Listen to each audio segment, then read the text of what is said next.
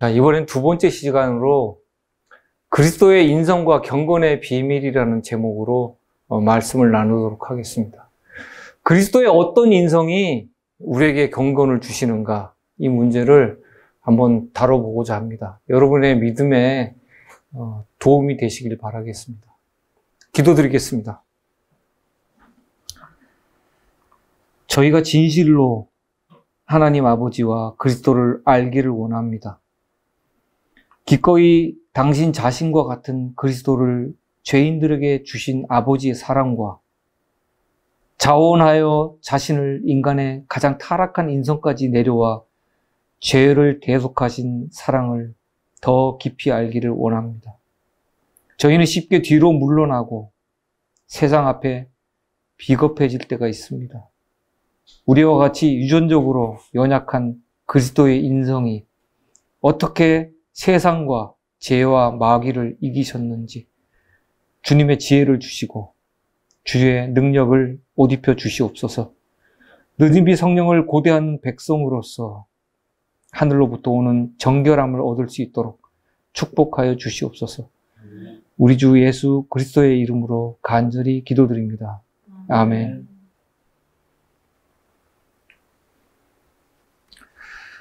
그리스도의 그 성육신에 관련된 그런 성경절들이 있는데요. 한번 그 성경절들을 같이 한번 보도록 하겠습니다. 로마서 8장 3절.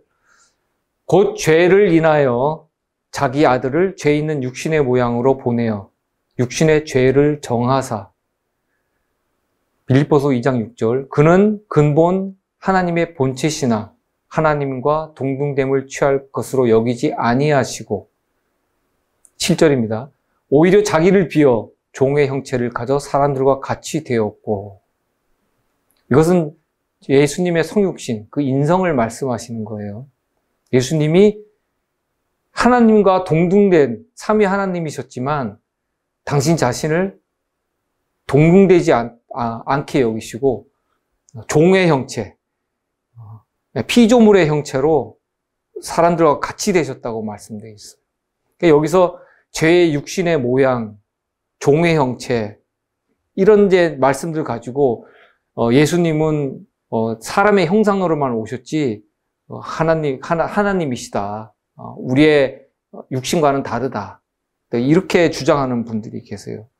근데 이것을 헬라어 죄 있는 육체라는 단어를 보면 사르코스 하마르티아예요. 사르코스 하마르티아.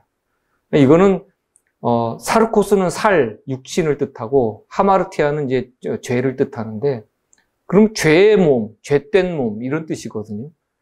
사람의 몸 자체가 죄가 아니에요.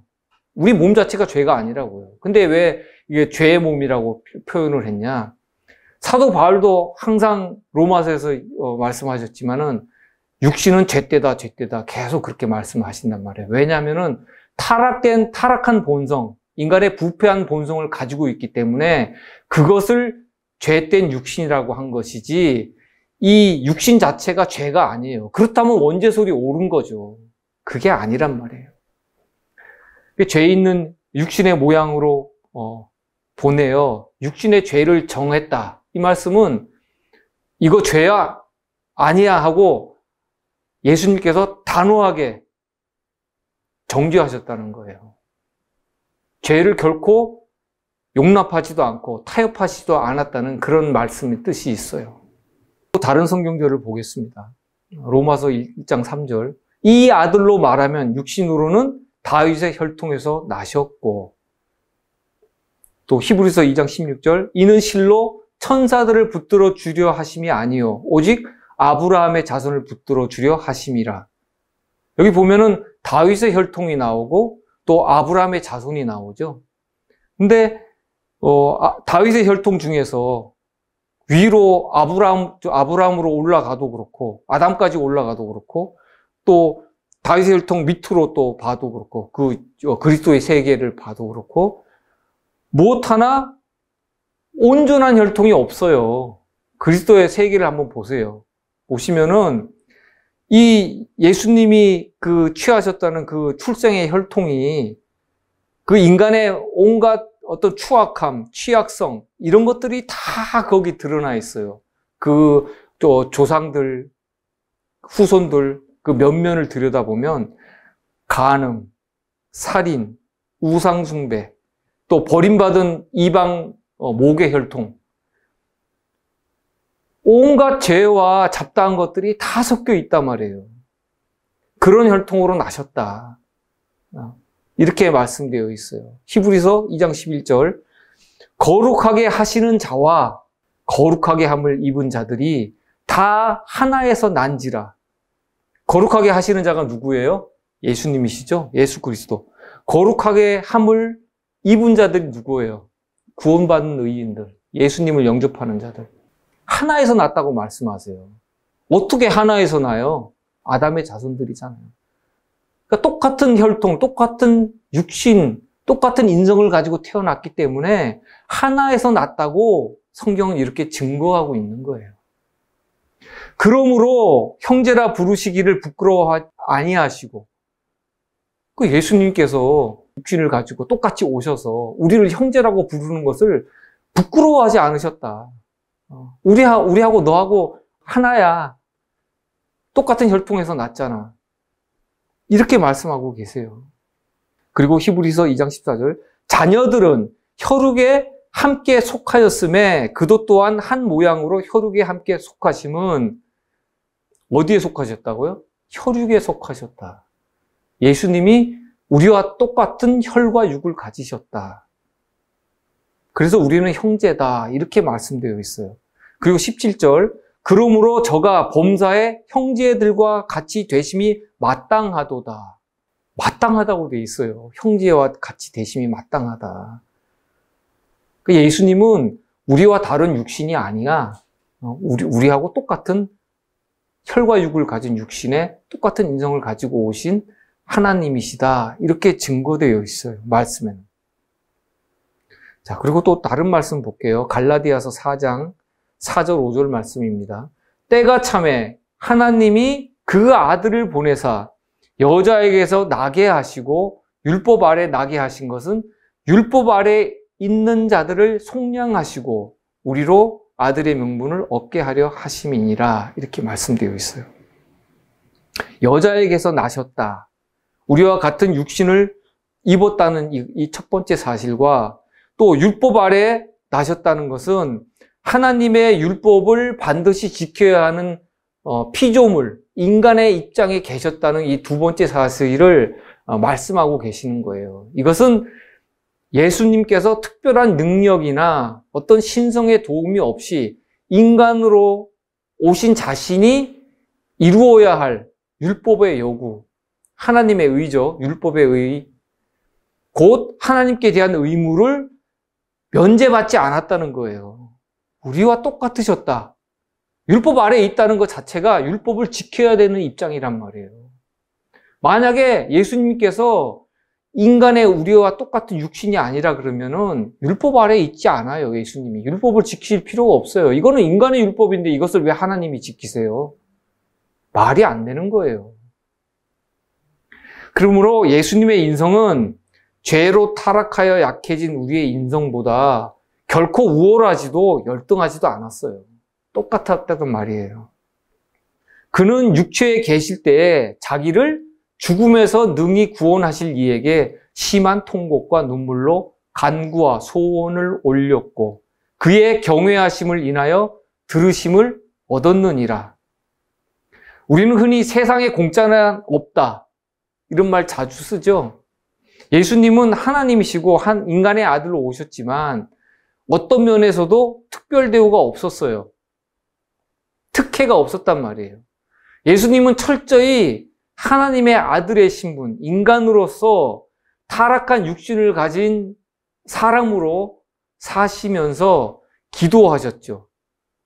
만약에 당신 자신이 하나님으로 오셨으면 기도가 필요 없죠. 하나님께서 직접 신성을 사용하셔서 하시면 될 것을 굳이 하나님 아버지께 간구와 기도를 드릴 필요가 왜 있었겠어요? 하나님 아버지를 경외하심으로 하나님 아버지께서 그 예수 그리스도의 그 순종하시는 모습, 충성스러운 모습을 보시고 하나님 아버지께서 예수님의 기도에 응답하셨단 말이에요. 들으심을 얻었느니라, 이렇게 기록되어 있어요, 말씀은.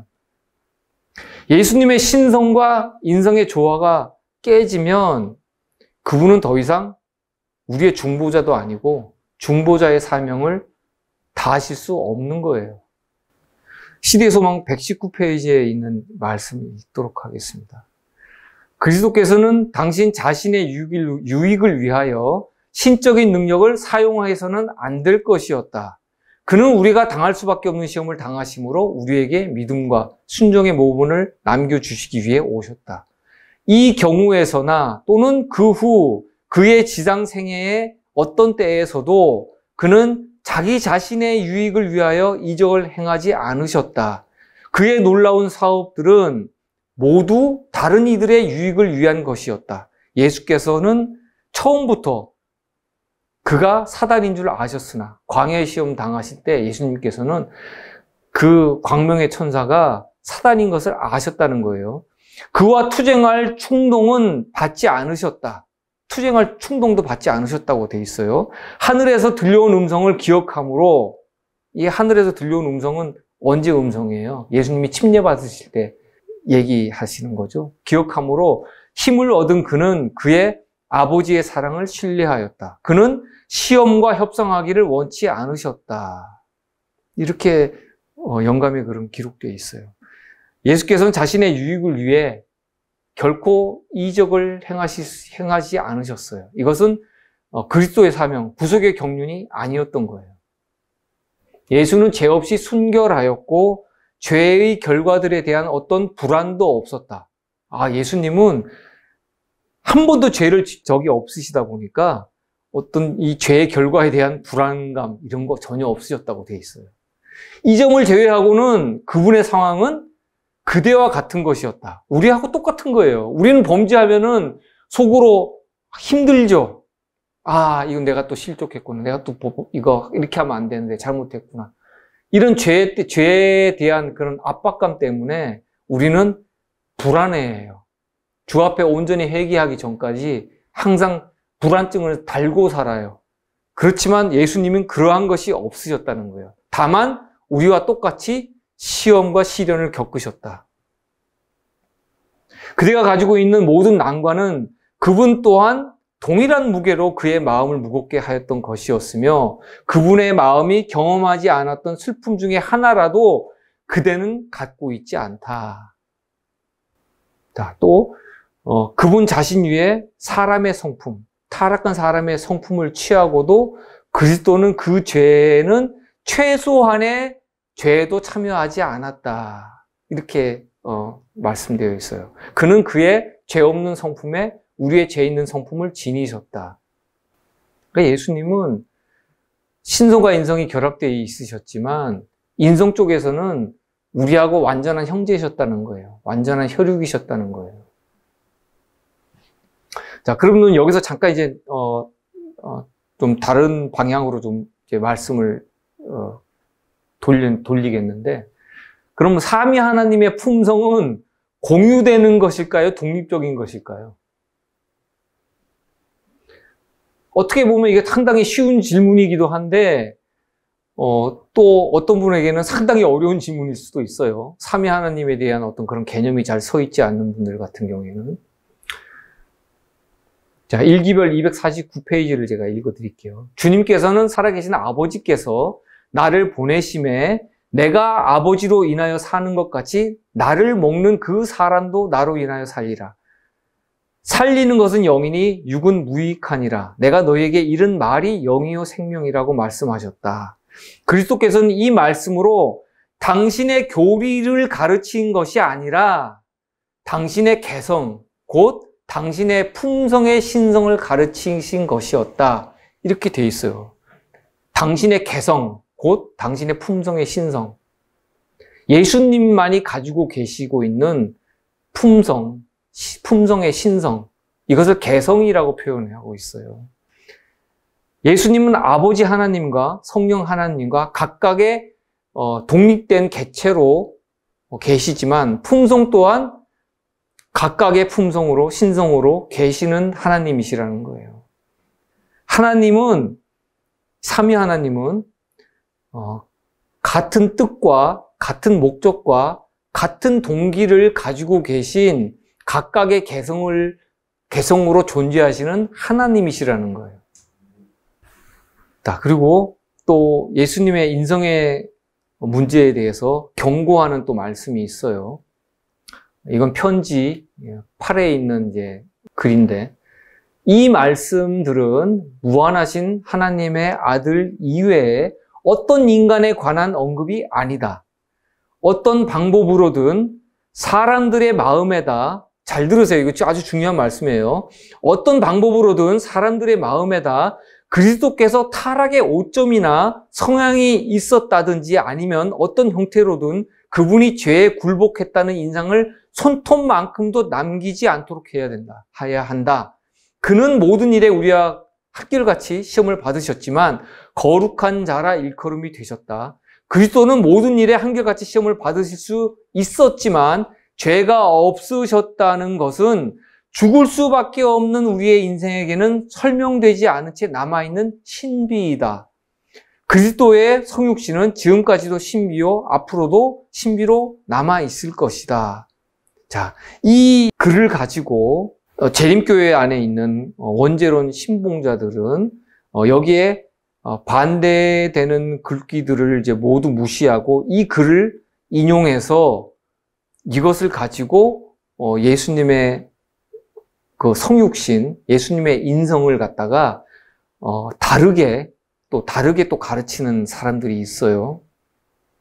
예수께서 죄의 성향을 받지 않는 육체로 오셔서 모든 일에 우리와 한결같이 시험을 받을 수 있는가? 이것을 먼저 질문해야 될 겁니다. 예수께서 죄의 영향을 받지 않는 육체로 오셔서 죄를 이겼다면 이렇게 당연한 것을 가지고 이것을 신비라고 말하는 것 자체가 말장난이죠. 신비가 아니죠. 당연한 거 아니에요. 당연히 죄와 상관없으신 하나님께서 우리의 똑같은 육신을 입지 않고 그 타락하기 전에 그 아담의 육신을 입었다 그러면 그렇게 심하게 시련과 시험과 유혹을 당하실 일이 없어요. 우리가 당한 거 다른 거죠. 계속해서 읽겠습니다. 나타난 것은 우리와 우리의 자손들을 위한 것이지만 근본적으로 그리스도를 전혀 우리와 똑같은 인간으로 만들어 버리지 못하도록 모든 사람에게 경고하라. 이거 보면은 거 봐라. 우리하고 똑같은 인간으로 만들면 안 된다. 예수님은 인성은 우리하고 다른 거야. 이렇게 이거 가지고 또 주장하시는 분이 있어요. 자, 신성과 인성이 연합한 정확한 때를 우리들이 알 필요가 없다. 하나님이 인간에게 계시해 주신 대로 우리들은 우리의 발을 반석이신 예수 그리스도 위에 굳게 디디고 서 있어야 한다. 무한하신 하나님의 아들의 인성을 깊이 생각해야 하는 주제들을 접근할 때 위험이 있음을 깨달아야 한다. 이것을 예수님의 우리와 똑같은 완전한 그런 인성, 육신을 갖다 우리가 설명할 때 이것을 가지고 우리를 또 공격하시는 분들이 있어요. 그거 위험한 거다, 우리한테. 자, 잘 들어보세요. 그가 자기 몸을 낮추사 사람의 모양으로 나타나신 것은 인간을 괴롭게 하던 모든 유혹의 힘을 깨닫기 위함이었다. 이렇게 돼 있어요. 그가 자기를 이렇게 우리의 형제가 되셔서 우리의 혈육이 돼서 이렇게 나타나신 것은 인간을 괴롭게 하는 모든 유혹의 힘을 깨닫기 위해서 그것을 아셔야 되기 때문에 왜요? 중보자시니까 우리를 어떻게 구원을 하셔야 되는지 그 구출 방법을 아셔야 되기 때문에 그것을 직접 자신이 체득을 하셔야 됐어요. 그러려면은 아담의 타락하기 전에 육신을 가지고 오셔서 이것을 체득할 수 있어요? 없어요. 달라요. 느끼는 그 유혹이라든가 그 강도라든가 시련이 다르단 말이에요. 그리스도를 우리와 똑같은 인간, 죄를 한 번이라도 마음에 품었던 분으로 만들지 말라는 경고예요, 이 말씀은. 사진이나 영상 속에 있는 그 사람의 모양은 정말 사람이 아니죠. 살과 피와 DNA 형질이 같아야 사람이죠. 그 사진의 모양을 가지고 그것을 진짜 사람이라고 말하는 사람은 없어요. 주님이 죄의 영향을 받지 않은 육체로 오셔서 어떻게 인간을 괴롭게 하는 유혹의 힘을 아실 수가 있겠어요? 그건 불가능한 일이에요. 그냥 살짝 맛만 보실 수는 있어요. 그 에덴 동산에 선악과가 있을 때 아담과 하와처럼 그냥 그 정도의 바라보는 정도의 그런 것은 느낄 수 있으려나 몰라도 절대로 우리와 같은 시험을 당하실 수는 없어요. 말씀을 오해하지 말길 바랍니다. 이 말씀은 그리스도의 완전한 육신 되심을 갖다가 믿는 우리에 대한 경고가 아니라 그 반대되는 것을 믿는 다른 설에 대한 경고의 말씀이에요. 그리고 그리스도의 신성과 본성, 타락한 그 인성에 대한 오해가 있어요. 성경 주석에 보면 이런 말씀이 또 있어요. 그리스도를 사람들 앞에 죄인의 성향을 가진 사람으로 제시하지 말라는 뜻은 그분의 품성에 대해서 말한 것이지 그분의 본성에 대한 것이 아니다. 여기 다 알려주잖아요. 품성과 본성은 달라요. 다르다고요. 예수님의 품성은 하나님의 품성이에요. 신성의 품성이라고요. 우리 인간들처럼 이렇게 죄로 타락하고 결함이 있는 그런 품성이 아니에요. 그러니까 이 문제를 가지고 오해를 하는 거예요. 품성과 본성은 다르다. 이 분명히 이렇게 알려주고 있잖아요. 오해하지 마시기 바랍니다. 예수님이 달랐다는 것은 말 그대로 그분은 신성을 가지고 있으셨다는 거, 그거 하나예요. 그 신성은 곧 하나님의 품성인데 그거 자체를 버리시면 하나님이 아니신 거예요. 그거는 버릴 수가 없는 거예요. 아무리 성육신 하셔서 이 땅에 오시더라도. 그리스도의 인성은 아담 이후 끊임없이 죄로 타락해온 연약한 육신이었지만 그분의 신성은 죄 없는 완전한 하나님의 품성이었어요. 사단의 큰 시험과 유혹에 한순간도 반응하거나 요동하지 않은 그리스도의 확고부동한 이 믿음을 이미 여러 번 시험과 유혹에 넘어지고 쓰러진 죄를 범한 우리와 똑같은 사람이라고 그것을 그렇게 얘기하면은 큰 오류에 빠질 수 있단 말이에요. 그래서 그 부분에 대해서 주의하라고 경고를 주신 말씀이에요. 지금까지 설명을 정확히 이해를 하셨다면 이 말씀이 상충되거나 배치되는 것에 대한 오해가 풀릴 수 있을 것이라고 봅니다. 자, 타락한 육신으로 오신 그리스도께서 그 죄를 승리를 하셨는데 여기에 대한 또 말씀이 있어요. 읽어드리겠습니다. 둘째 아담은 가장 큰 시험 중에서도 하나님과 그의 말씀을 굳게 붙잡았으며 하나님 아버지의 선하심과 인자하심과 사랑을 믿는 그의 믿음은 한순간도 요동치 않았다. 기록되었으되가 그의 무기였으며 그것은 모든 인간이 사용할 수 있는 성령의 검이다. 똑같잖아요. 기록되었으되 말씀으로 싸워서 이기셨잖아요. 신성이 개입하지 않았잖아요. 우리도 똑같이 이 성령의 검인 말씀으로 우리도 이기라는 말씀이에요. 그 예수님이 처한 상황과 우리가 처한 상황이 달라요? 똑같아요. 이후에는 내가 너희와 말을 많이 하지 아니하리니 이는 세상 임금이 오겠음이라. 그러나 저는 내게 관계할 것이 없으니 이 말씀의 뜻은 그에게는 유혹에 반응할 요소가 아무것도 없었다. 이런 뜻이에요. 그에게 닥친 여러 가지 유혹 가운데 단 하나에도 그분은 반응하지 않으셨어요. 그리스도는 한 번도 사단의 땅에 발을 들여놓지 않으셨고 따라서 사단을 유리하게 해주는 일도 없었어요. 사단은 그분에게서 사단의 전진을 고무시켜줄 어떠한 것도 발견하지 못했어요. 이 그리스도의 순종은 특별한 신성의 능력에 의해서 가능한 것이 아니었다라는 것을 우리가 이걸 알 수가 있어요. 우리는 그리스도의 순종 그 자체를 그분의 특별한 신성에 의하여 그분이 특별히 적용된 어떠한 것이라고 간주할 필요가 없다. 이렇게 3기별에 기록되어 있어요. 다시 읽어드릴게요. 우리는 그리스도의 순종 그 자체를 그분의 특별한 신성에 의하여 그분이 특별히 적용된 어떤 것이라고 간주할 필요가 없다. 신성의 개입이 없다는 거예요. 이 말씀 자체가. 왜냐하면 그분은 하나님 앞에 인간을 대표하여 서셨으며 인간 대신 인간의 대속물과 담보물로 시험을 받으셨기 때문이다. 만약 그리스도께서 인간이 소유할 수 없는 특권이 아닌 특별한 능력을 가지셨다면 사단은 이것을 이용하였을 것이다. 이 말씀은 우리가 인간으로서 하나님의 백성으로서 소유할 수 있는 특권이 있어요. 근데 이 소유할 수 있는 특권과 특별한 능력은 다른 거예요. 근데 특별한 능력을 예수님께서 그것을 사용하셨다, 이용하셨다 그러면 신성이 개입하는 거거든요. 그러면은 사단이 가만히 있어요?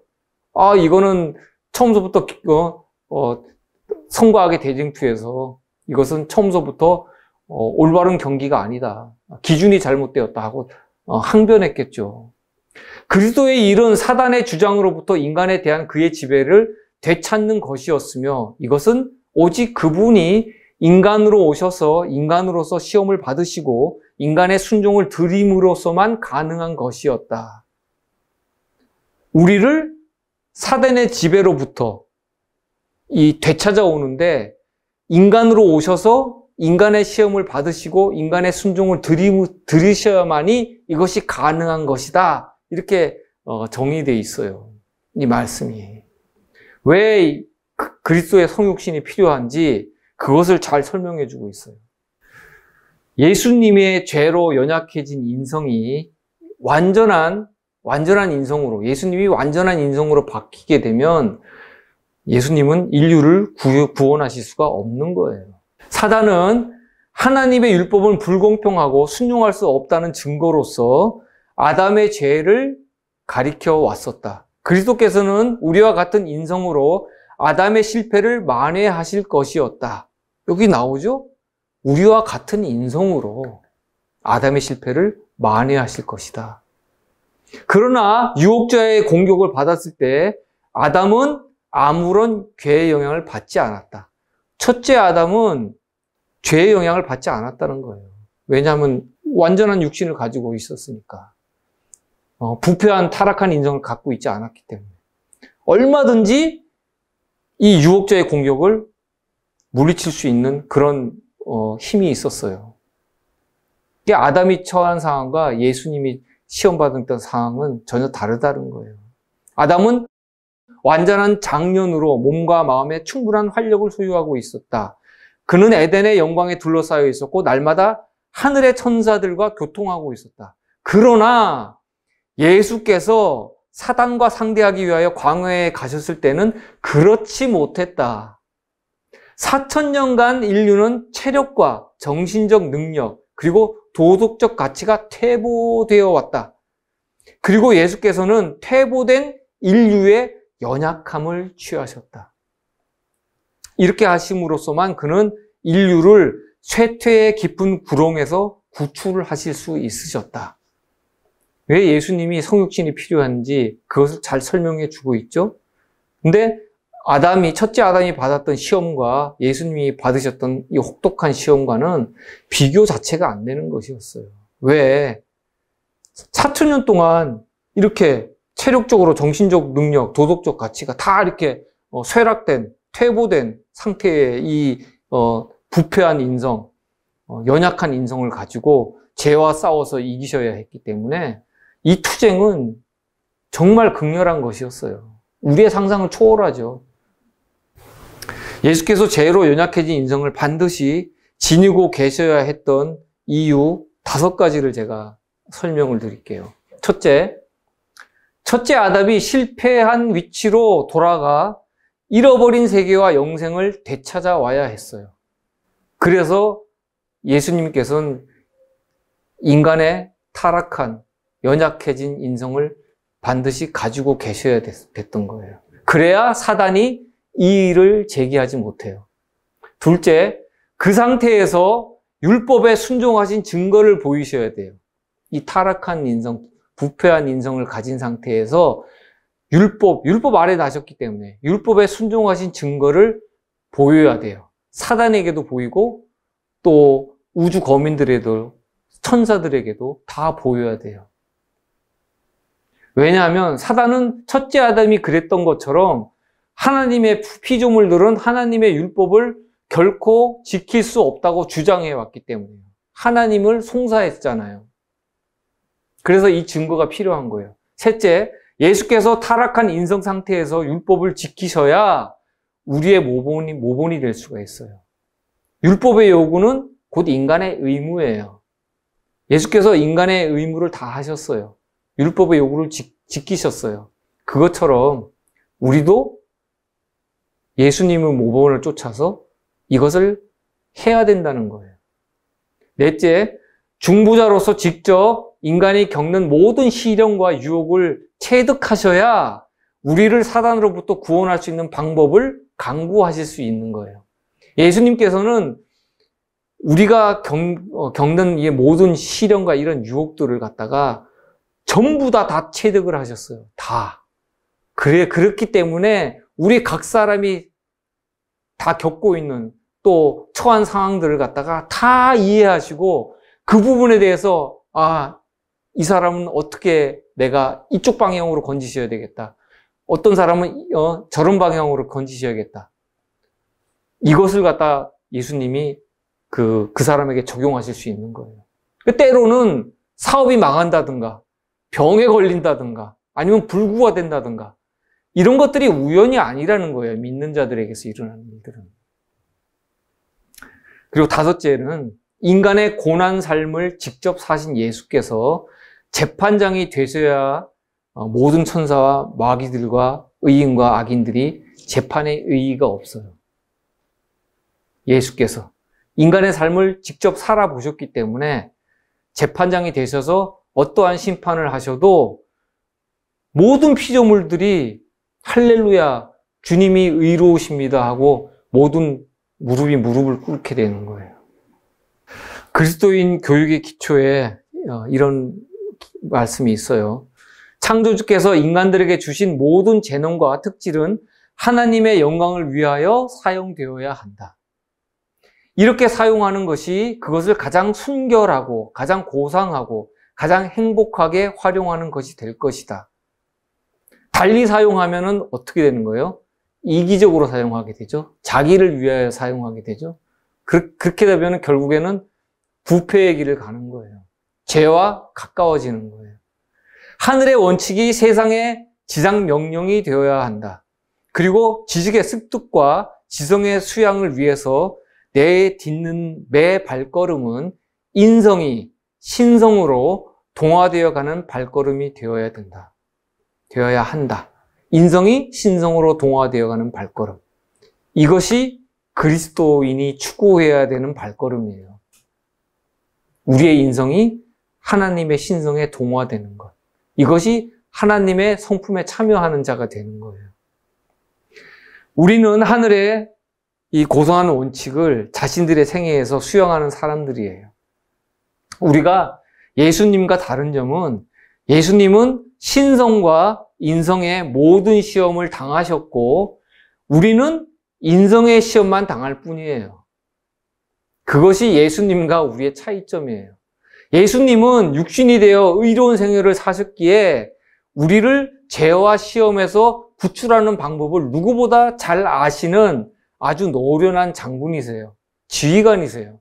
그러므로 우리의 인성은 그리스도의 신성에 동화되어가는 발걸음을 매일 걸을 때 품성의 변화를 이룰 수가 있어요. 품성이 개발돼요. 자, 그리스도의 성육신을 보면 그리스도의 성육신은 그리스도께서 오셨는데 무엇에 기반해서 오셨어요? 원래 처음서부터 하나님이셨잖아요. 신성을 가지신 하나님이셨잖아요. 그 하나님에다가 무엇을 둘렀어요? 사람의 인성을 옷 입으셨죠. 그러니까 그리스도께서 혈육이 되신 거예요. 이 타락한 인성을 가지고. 그러니까 그리스도의 성육신은 신성 기반의 인성의 연합이에요. 근데 우리 인간이, 그리스도인이 신성에 참여한다는 건 어떻게 신성에 참여해요? 우리는 하나님이 아니에요. 처음서부터 인간 피조물이었어요. 그러니까 이 타락한 인성에 우리가 그리스도의 의로, 하나님의 신성으로 옷을 입는 거예요. 그러니까 인성 기반의 신성 연합이에요. 무엇인지 이해가 가시는지 모르겠습니다. 이 표를 보면은 더 명확하게 그걸 아실 수 있으실 거예요. 그 중심이 어디에 있냐. 그러니까 하나님은 처음서부터 그 중심이 하나님이셨고 인성은 두르신 거예요. 근데 우리는 처음서부터 인간이었고 우리는 하나님의 신성을 두르는 거예요. 이 차이가 있어요. 그러니까 질문을 드리겠습니다. 예수님은 우리와 같았는가 달랐는가? 자, 같은 점은 아담이 범죄 후 타락한 육신으로 오신 그리스도의 인성이 우리와 같았다는 거예요. 본래 지니신 신성을 인성으로 가리셨다. 인성을 옷 입으셨다. 이렇게 표현을 하죠. 또 다른 점은 그리스도께서 신성의 품성을 가지고 계신다는 거예요. 신성의 품성. 우리는 신성의 품성이 없어요. 우리 인간의 인성은 신성에 동화되어 신의 성품에 참여할 뿐이에요. 그래서 이 우리의 인간의 품성은 지상 생애에서나 그 영생을 누리는 천국에서나 끊임없이 개발되고 성장할 수밖에 없어요. 성장되어야 해요. 하나님의 품성은 너무나도 높고 고귀하기 때문에 계속 그분을 닮아가고 배우기 위해서는 우리는 끊임없이 성장해야 된다는 거예요. 베드로 후서 1장 3절 4절의 말씀을 읽겠습니다. 그의 신기한 능력으로 생명과 경건에 속한 모든 것을 우리에게 주셨으니 이는 자기의 영광과 덕으로서 우리를 부르신 자를 알므로 말미암음이라. 이로써 그 보배롭고 지극히 큰 약속을 우리에게 주사 이 약속으로 말미암아 너희로 정욕을 인하여 세상에서 썩어질 것을 피하여 신의 성품에 참여하는 자가 되게 하려 하셨으니 이렇게 말씀되어 있어요.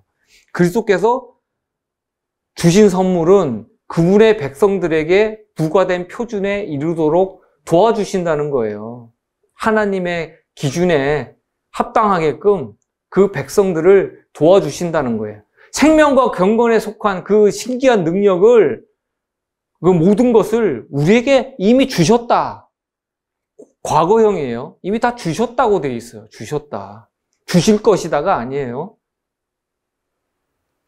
승리하는 생애를 살기 위해서 이 주님의 선물을 받아들이고 사용하는 것이 우리의 의무예요. 이것을 잘 활용해야 돼요. 우리의 생애에 이것을 적용을 시켜야 돼요. 우리는 모든 죄로부터 정결함을 입고 품성의 모든 흠결을 깨끗이 고쳐서 주님 앞에 서야 돼요. 그렇게 되려고 노력을 해야 돼요.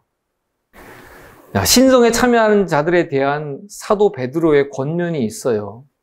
이것은 이제 다른 측면에서 보면 내 신앙이 어디에 있는지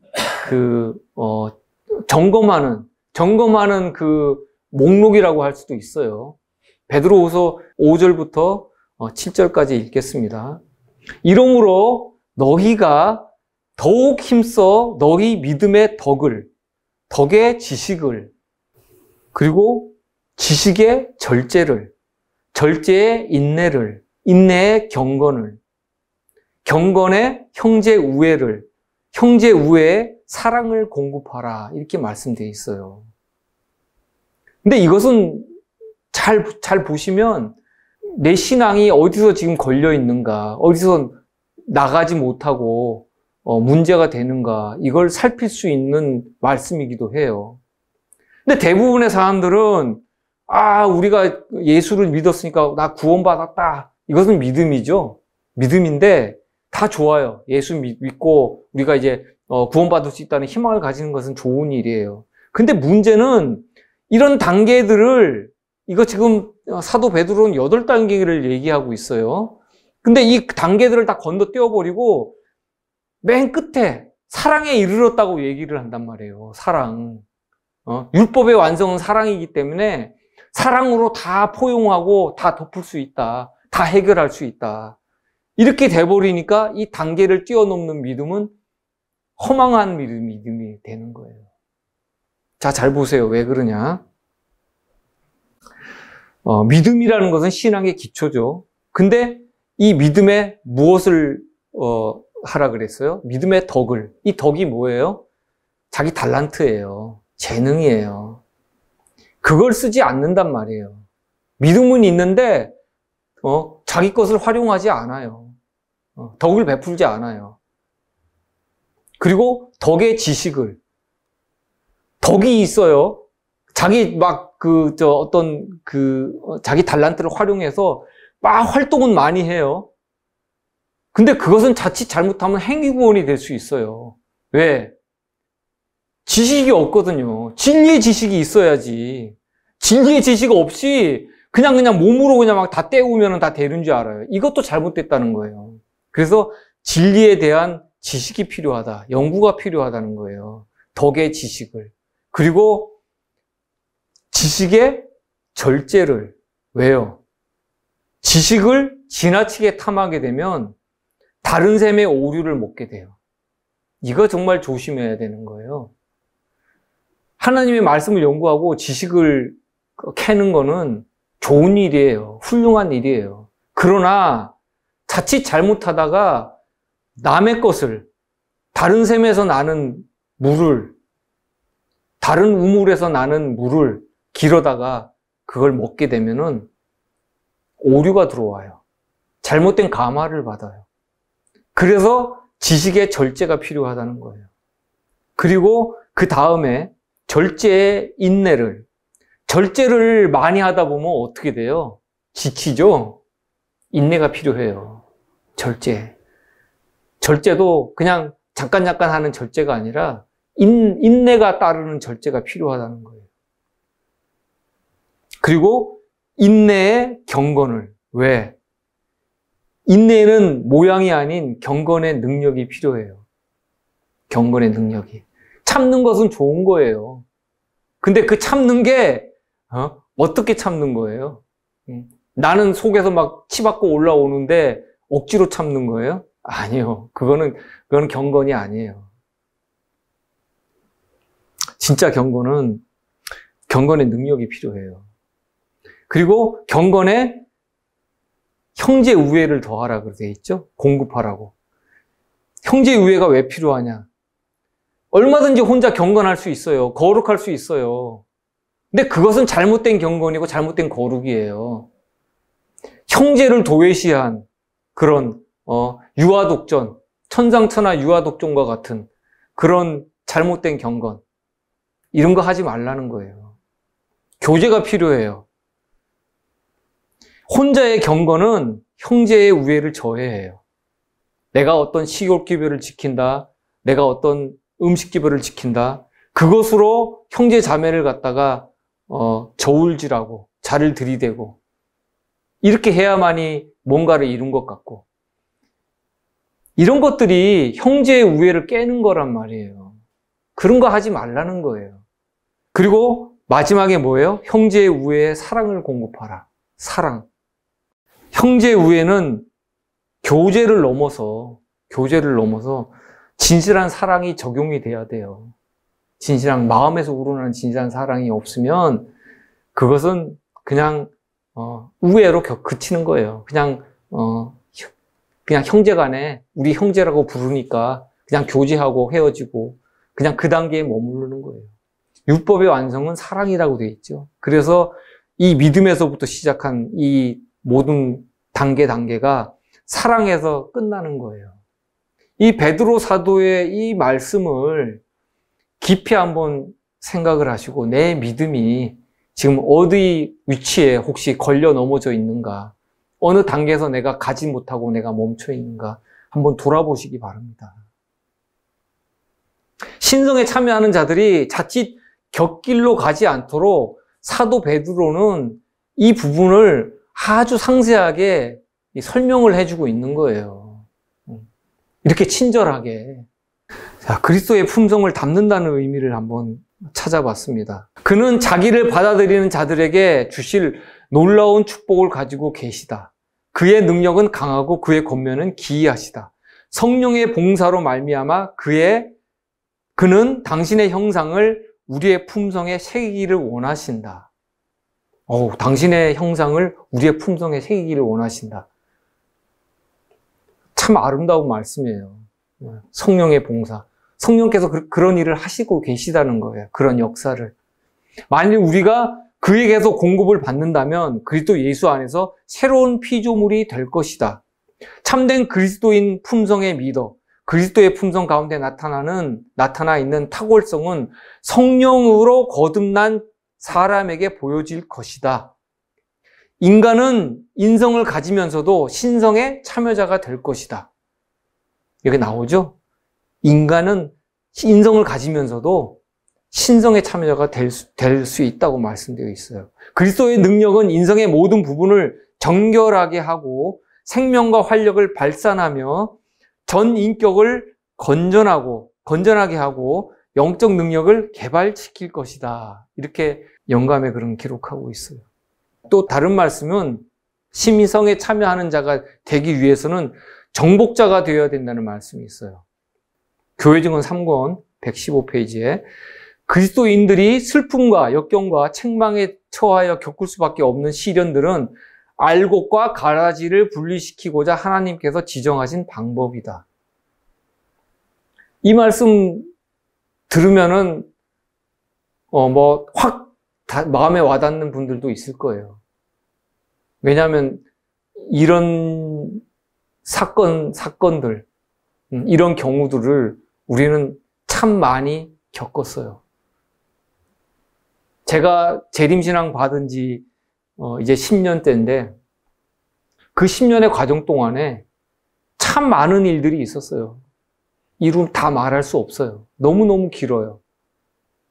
이건 간증거리도 안 돼요. 그런데 하나님께서 이런 방법을 쓰시는 이유가 우리한테 위안을 주시죠. 이 말씀으로. 알곡과 가라지를 분리시키고자 하시는 것이다. 여기에 대해서 마음의 상처를 갖거나 혹시 낙담이나 좌절하지 마시기 바랍니다. 그리고 우리 안에 있다가 떠나신 분들을 기억나시면 한 번씩 기도해 주시기 바랍니다. 우리의 교만과 이기심과 악한 정욕과 세속적 쾌락에 대한 사랑은 모두 정복되어야 한다. 그렇기 때문에 하나님께서는 우리를 시험하시고 입증하시고자 우리에게 어려움을 보내시며 이와 같은 사악함이 우리의 품성에 있음을 나타내 보이신다. 가끔가다 실패하시죠? 낙담도 드시고 좌절도 하시죠? 그것은 하나님께서 우리를 시험하고 입증하기 위해서 우리에게 주시는 어려움이다. 우리 속에 있는 그런 품성, 잘못된 품성을 깨닫게 하기 위해서 주시는 것이다. 이렇게 기록되어 있어요. 우리는 그분의 능력과 은혜를 통해서 정복자가 되어야 된다. 그렇게 함으로써 우리는 신성에 참여한 자가 되어 정욕을 인하여 세상에서 썩어져 가는 것들로부터 피할 수 있다. 이런 고난과 시험, 역경, 이런 것들은 우리로 하여금 우리를 하늘곳간에 드릴 수 있는 알맞은 인물이 될 수 있도록 하는 하나님의 도구들이라는 거예요. 죄의 정복자가 되신 예수께서는 우리도 여기에 참여하라고 명령을 하고 계셔요. 디모데전서 3장 16절입니다. 크도다 경건의 비밀이여 그렇지 않다 하느니 없도다. 그는 육신으로 나타난 바 되시고 영으로 의롭다 하심을 입으시고 천사들에게 보이시고 만국에서 전파되시고 세상에서 믿음 바 되시고 영광 가운데서 올리우셨음이니라. 그리스도께서는 아담의 죄로 타락한 인성을 받고 세상에 태어나셨으나 죄 없는 품성을 사셨어요. 이 경건의 비밀은 우리를 예포하는 것이에요. 우리도 죄를 정복하고 품성을 개발하면 그리스도와 같이 될 수 있다. 이것을 예표하시는 거예요. 이 경건의 비밀은. 그리고 이 경건의 비밀 자체를 우리한테 주신단 말이에요. 능력으로 주신다고요. 그것은 주께서 지불한 대가의 가치를 말해준다. 그리고 우리가 하나님을 영화롭게 하는 영원한 특권을 주셨다. 예수께서는 우리가 죄와 싸우는 이 투쟁 가운데서 우리에게 신성의 능력을 부여하신다. 신성의 능력을 부여하세요. 근데 이것은 특별한 신성의 능력이 아니라 특권이에요, 특권. 그리스도인으로서의 특권. 신성의 참여자가 되게 하세요. 우리들로 하여금. 그렇다면 우리가 경건의 비밀이 무엇인가?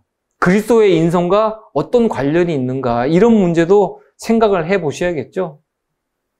그리스도를 나타낸 82페이지에 이 디모데전서 3장 16절에 대한 경건의 비밀에 대해서 설명한 부분이 있어요. 많은 사람들은 무엇이 믿음을 구성하는지에 대하여 알지 못하고 있다. 많은 사람들이 흑암과 낭망에 대하여 불평한다. 나는 질문했다. 그대들의 얼굴이 예수께로 향하고 있는가? 그대들은 의의 태양이신 그분을 바라보고 있는가? 그대들은 교회의 믿음의 문제와 그리스도의 의를 온전히 의존하는 문제를 명백하게 정의해 주어야 할 필요가 있다. 이것을 아는 사람이 교회 안에서 전하라는 거예요. 이것을 명백하게 정의해 주라는 거예요. 우리는 영적인 도움을 위하여 인간을 덜 신뢰해야만 하며 훨씬 더 우리의 구원자 예수 그리스도께 가까워지고 신뢰해야 한다. 영혼을 구원하는 기별, 셋째 천사의 기별이 세상에 주어져야 할 기별이다.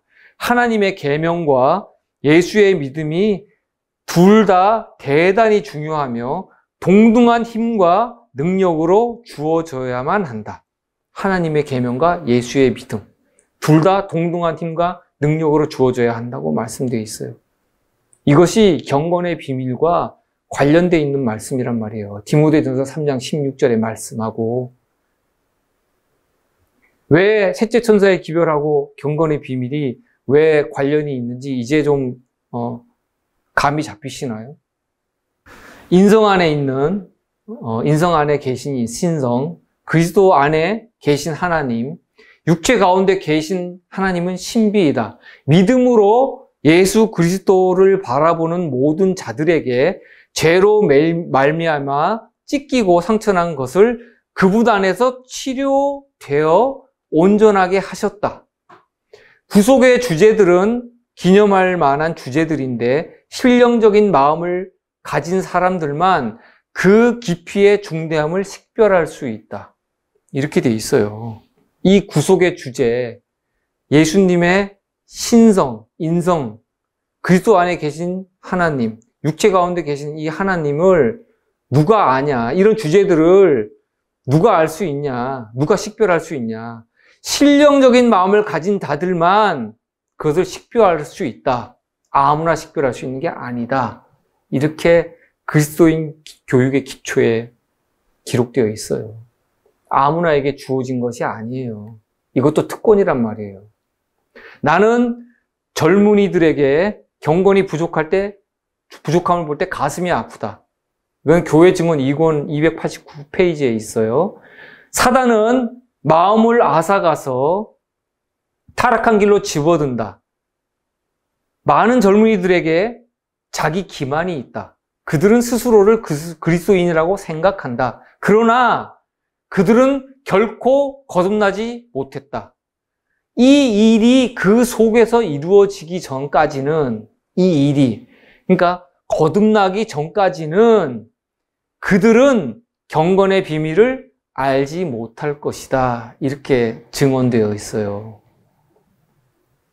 그렇다면 경건의 비밀은 어떤 사람들의 특권이에요? 거듭난 자들의 특권이에요. 거듭난 자들. 거듭난 자들은 이 구속의 주제들, 예수님의 인성, 이런 문제들을, 이 중대함을 갖다가 식별하고 그 경건의 비밀을 갖다 연구하고 주님으로부터 그러한 능력을 받고자 간절히 기도하고 애원한단 말이에요. 죄를 승리할 수 있는 능력을 우리에게 주셨다고 돼 있어요. 분명히. 모든 것을 주셨다. 그러므로 이 경건의 비밀은 거듭난 자들이라면 누구든지 접근할 수 있는 공개된 비밀이에요. 그러나 거듭나지 못한 사람들에게는 아무리 접근을 해도 깨닫지도 알지도 못하고 무관심하고 무시하고 그래요. 이 경건의 비밀은 모든 사람이 완전히 이해하는 것이 불가능한 진리예요. 성경의 신앙은 곧 경건의 비밀이다. 성경의 신앙은 곧 경건의 비밀이다. 어떠한 인간의 마음도 이것을 완전히 이해할 수 없으며 거듭나지 못한 심령에는 전혀 이해될 수 없는 것이다. 전혀 이해될 수 없는 것이다. 그럼 거듭남은 경건의 비밀을 이해하는가 못하는가 그것을 물어보면 알 수도 있는 거예요. 거듭난 사람이라고 하는 사람들에게 경건의 비밀이 무엇인가 하고 물었을 때 이것을 올바로 대답하지 못한다면 그것은 그 사람은 진실로 거듭난 사람이 아니라는 거예요. 진실로 거듭난 사람은 이 경건의 비밀, 믿음으로 말미암는 의, 이 셋째 천사의 기별을 알고자 스스로 접근할 수밖에 없어요. 성령께서 그렇게 인도하신단 말이에요. 라오디게아 교인들은 신앙을 고백을 하지만 경건의 능력은 부인하고 있다. 만일 그들이 이러한 상태에 계속 머물러 있을 것 같으면 하나님께서는 저희를 버리실 것이다. 버리실 것이다. 경건의 능력을 계속 부인한다면 그들을 버릴 것이다. 어떤 것이 경건의 능력을 부인하는 것이에요? 원죄론. 예수님의 육신은 우리와 다르다. 예수님의 인성은 우리와 다르다. 우리와 같지만 어느 시점에서 그분의 능력이 또는 그분의 어떤 신성이 이 타락한 그 육신의 더러움, 인성을 갖다 몰아내고 거룩하게 되었다. 이런 이설들은 경건의 능력을 부인하는 거란 말이에요. 경건의 비밀은 그것이 아니에요. 왜 정반대의 길을 가려고 하십니까? 경건의 능력은 경건의 비밀을 이해하는 그 믿음에서 시작되는 거예요. 그리스도의 그 인성 문제는 기초예요, 기초. 모든 믿음의 기초예요. 우리의 모든 것이지만 기초예요. 거듭나지 못한 사람과 경건이 없는 라오디게아 교인의 공통점은 뭐냐 하면 경건의 비밀을 알지 못하든지 아니면 경건의 능력을 부인하든지 똑같은 거예요. 경건의 비밀을 알지 못하는, 거듭나지 못한 사람이나 경건의 비밀을 올바로 알지도 못하고 그 능력을 행사할지 모른다 그러면 그 결국에는 둘 다 버림받은 사람들이라는 거예요. 제발 이 말씀을 올바로 깨닫고 연구하시기 바랍니다. 이거는 누가 이런 거를 말해주겠어요? 누가 알려주겠어요? 다른 어느 교회에서 어느 설교자가 어느 강의자가 이런 거 가르쳐 주겠어요? 우리는 비록 수가 적고 어느 누가 우리를 거들떠 보지 않더라도 우리는 이것이 진리인 것을 알기 때문에 우리는 끝까지 외칠 겁니다. 그리고 우리는 이렇게 외치는 것을 우리의 사명으로 알고 있어요. 제발 말씀으로 돌아오시기 바랍니다. 이 경건의 비밀은 믿음으로 말미암는 의로 나가게 해요. 우리로 하여금. 이 비밀은 구원을 목적으로 하나님께서 나누어 주시기를 간절히 원하는 진리예요. 그러나 전파된 경건의 비밀은 교회들 안에서 더 이상 설교의 주제가 아니에요. 이런 것들을 다루지 않아요. 잘못된 복음을 믿는 순간에 경건은 기대할 수 없어요. 다 무너지는 거예요. 경건의 비밀을 알지 못한 사람과 거부한 사람과 이 가벼이 여기고 무시한 사람에게 이러한 진리는 철저히 비밀일 수밖에 없어요. 하나님은 우리에게 비밀을 주시지 않아요. 왜냐하면 비밀이라 하는 것은 거기에 대해서 알고 싶어서 접근하라고 비밀이라고 한 것이지 영원히 닫아놓고 나 몰라라 하라고 비밀로 주신 게 아니란 말이에요. 예수님의 성육신, 예수님의 인성, 셋째 천사의 기별, 하나님의 계명과 예수 믿음으로 말미암는 의는 하나님과 우리를 잇는 진리의 연결고리예요. 이거 어느 하나 따로 분리시킬 수 없는 진리라고요. 믿음으로 말미암는 의는 거듭난 자가 경건의 비밀을 이해하고 그리스도의 모본을 쫓아 죄를 이기는 성화의 삶을 살라는 기별입니다. 경건의 비밀을 알게 된 그리스도인은 예수께서 죄를 승리하기 위한 그거 가지신 모든 능력을 우리가 구하게 될 거예요. 그분께 저절로 주님 저에게도 그러한 심령을 주십시오. 죄를 이기는 능력을 주십시오. 은혜를 주십시오 하고 계속 기도하게 될 거예요. 시대의 소망 675페이지에 믿음으로 말미암는 의가 믿는 자에게 어떻게 역사하는지 그것을 이제 잘 기록하고 있어요. 허물과 죄로 죽은 영혼이 그리스도와의 연결을 통하여 생명을 얻는다. 그리스도를 개인의 구주로 믿음으로 연합은 이루어진다. 죄인이 그의 결점을 그리스도의 장점에, 그의 텅 빈 것을 그리스도의 충만하심에, 그의 연약함을 그리스도의 항구적인 능력에 연합시킨다. 그때 그는 그리스도의 정신을 가진다. 이때 그리스도의 정신, 그리스도의 사상, 그리스도의 모본, 그리스도의 모든 것을 받아들이게 된다는 거예요. 그리스도의 인성이 우리의 인성에 감응되면 우리의 인성이 신성에 감응된다. 이와 같이 성령의 역사를 통하여 인간은 거룩한 품격을 나누어 가지는 자가 된다. 인간은 사랑받으신 분이신 예수 안에서 받으신 바 된다. 이렇게 말씀되어 있어요. 그러나 주가 없이 우리는 단 하나의 죄도 이길 수 없고 조그마한 유혹조차도 물리칠 수 없다. 그것이 진리입니다. 주를 떠나서는 우리는 아무것도 할 수가 없습니다. 더 말씀 하나 더 읽어드리겠습니다. 그리스도의 인성은 신성과 연합되어 있었고 그 능력 안에서 그는 사단이 그에게 가져다 줄 수 있는 모든 시험을 당하셨지만 그의 영혼은 조금도 죄로 더럽힘을 받지 않으셨다. 그리고 그는 바로 이길 수 있는 이 능력을, 죄로 더럽힘을 받지 않고 죄를 승리할 수 있는 이 능력을 믿음으로 그분의 의로운 품성을 받아들이는 모든 아담의 아들과 딸들에게 주신다. 이것이 경건의 비밀이에요. 이것이. 그냥 예수님만 그렇게 하시고 끝인 것이 아니라 그분께서 주님의 그 의로운 품성을 받아들이고자 하는 그 아들과 딸들에게 이길 수 있는 능력, 죄를 승리하고 품성의 그 결함을 고칠 수 있는 그러한 능력을 아들과 딸들에게 주신다는 거예요. 이것이 경건의 비밀이에요. 우리는 이 진리를 확실히 믿고 주님의 말씀의 능력과 성령의 도우심으로 품성을 개발해 나가야 될 것입니다. 이 경건의 능력은 주님께서 우리에게 주신 선물이에요. 하나님께서는 그분의 율법을 변경하지 않으셨으나 인류의 구속을 위하여 그리스도 안에서 자기 자신을 희생하셨다. 하나님께서 그리스도 안에 계시사 세상을 자기와 화목하게 하셨다.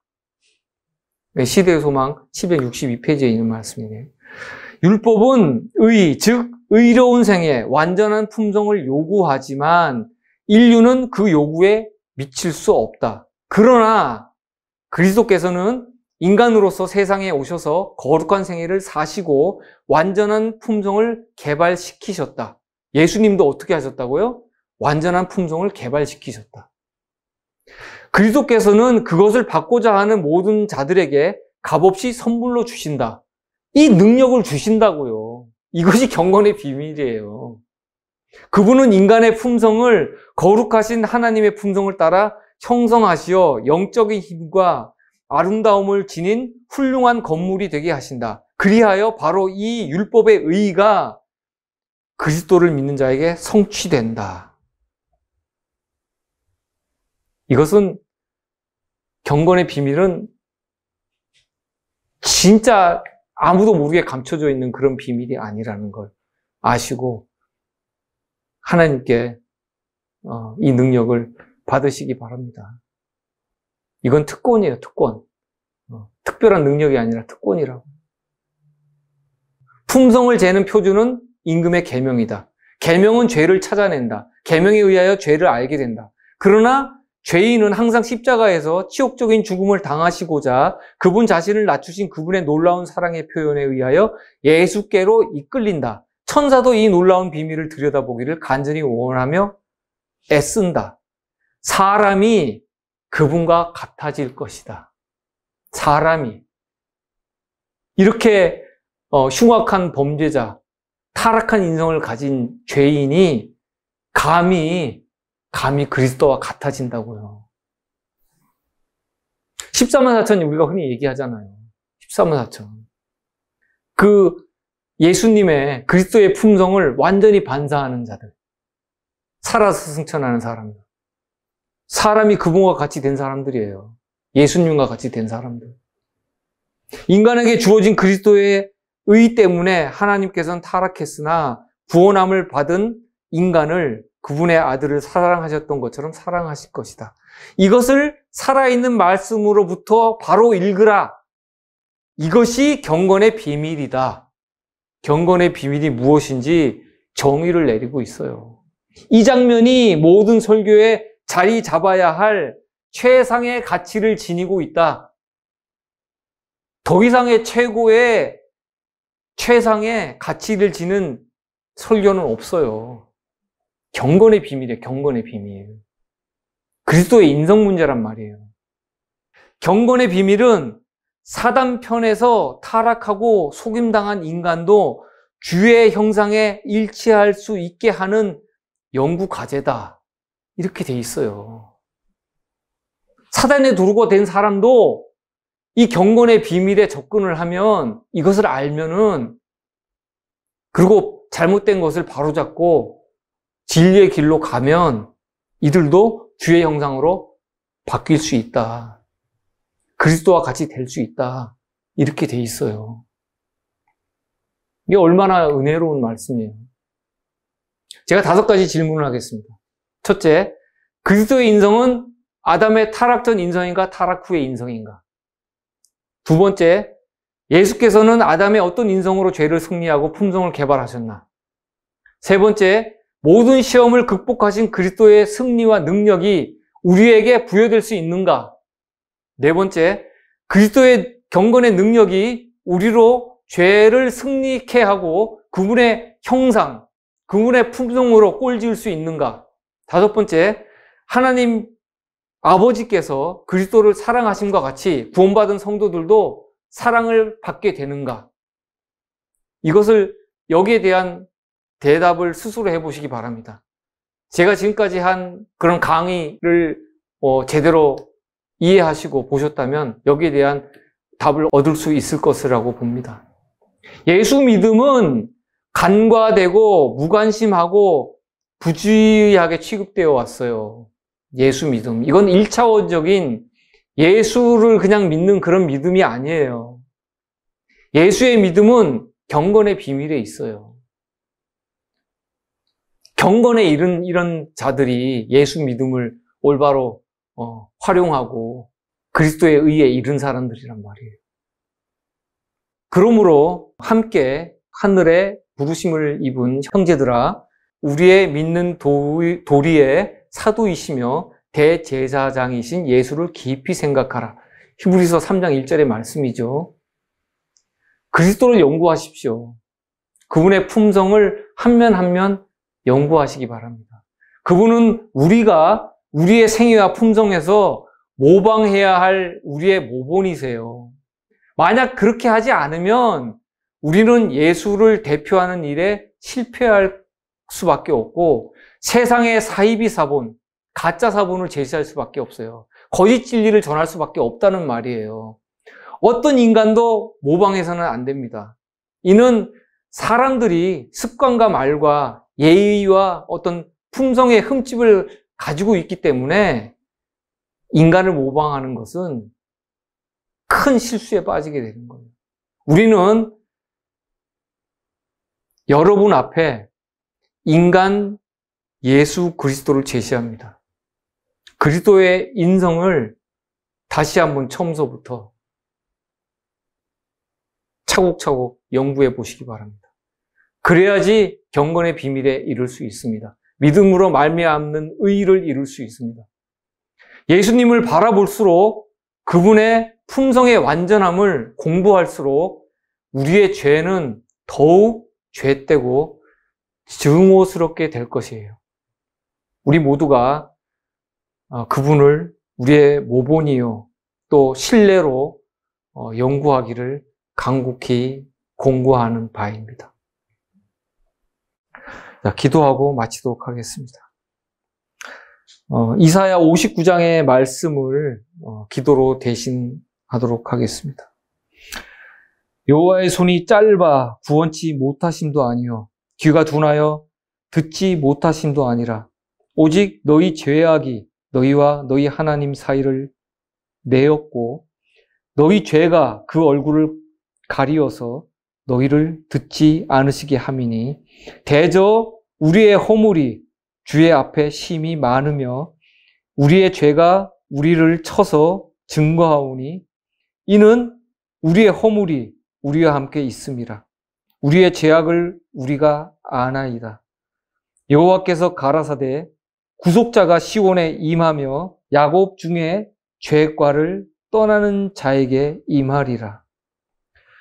주님, 주의 진리의 말씀으로 마음을 깨끗게 한 백성들에게 주께서 세우신 언약을 새롭게 하여 주시고 주의 성령과 주의 말씀이 이제부터 영원히 저희 생각과 입에서 떠나지 말게 하여 주시옵소서. 우리 주 예수 그리스도의 이름으로 간절히 기도드립니다. 아멘.